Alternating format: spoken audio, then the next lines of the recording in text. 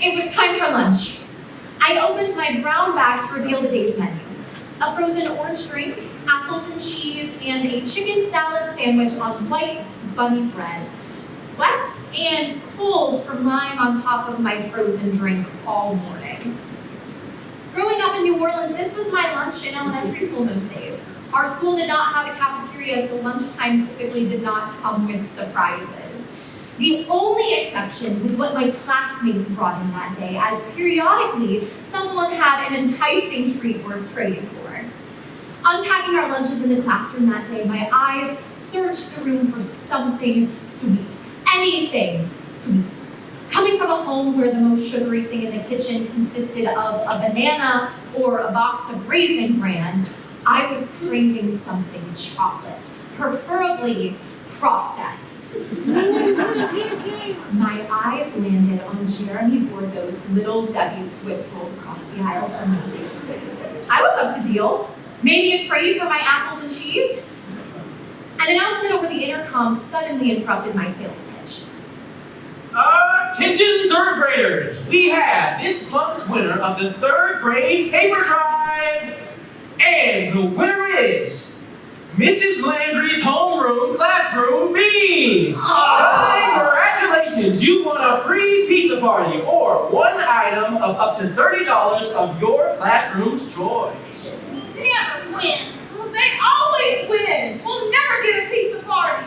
It would be another month of cold, wet sandwiches and hopeful trades for Hostess cupcakes or Little Debbie's. No promise would be in sight for Pizza Hut to come to the rescue. But I would be determined to change that. So I set out on my pink Mini Miss bike one warm spring day to set things right. The air felt right that weekend morning. With my Mini Miss in tow, I rode through my neighborhood early one Saturday, resolute to find newspapers. No time for Saturday morning cartoons. I was on a serious mission. I laced up my sneakers and cleared out my bike's basket for new arrivals. My first stop, the convenience store for a Coke Icy and whatever nickel candy my change purse could cover. Slurping down my Icy, my eyes fell upon newspapers wrapped in orange plastic bags strewn in front of houses in the neighborhood. What about all these papers? My mind wondered. Surely no one reads these. And they must all be free. So, off on my Mini Miss I went, collecting each orange bag one by one into my daisy-covered basket. Within minutes, my basket was full, and it was time to make my first drop of papers into my backyard shed. This is going to be easy. And I could even go further out in the neighborhood and collect more of these. Before I knew it, I had a huge pile of papers gathered in our shed. By the end of the month, I knew I would have enough in time for the next paper drive. I could already taste that gooey pepperoni pizza. It was one Sunday morning, while heading back to my house to drop off a load of papers, that a voice startled me. Hey, little girl, what did you grab from my porch? I took a newspaper. Can I please have it back? Yes.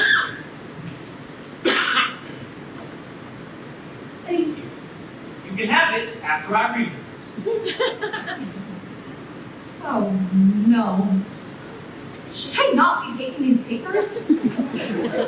Are people really reading these? I was shaken up by my encounter with the man and stopped my route for that day. The next day, while eating my Wheaties for breakfast, my older sister shared some news with me from her friend's sister who lived down the street. Mary said she saw you taking their newspaper from in front of their house the other day. Why did you do that? A hot surge permeated my body. It was the same feeling I got when my mom found out I had secretly snuck next door to play Atari with my friend Paul. I thought it was fine to take it. I mean, no one reads those, do they? Of course they read them. People pay for them. What? You mean they're not free? Of course not. Have you been taking other people's newspapers? Yes, but I thought it was okay to take them. Charlotte, how many have you taken? More than a few. I got up to lead my sister to the backyard shed where piles of newspapers had collected for the past 2 weeks. You can't keep these, Charlotte. You need to bring these back. I then knew what I needed to do. Off I went on my mini miss that morning to bring back all the newspapers. Haphazardly, I threw 5, 6 papers in front of each house I had collected from. Today, as an adult, I can only imagine the phone calls from frustrated neighbors to the local paper.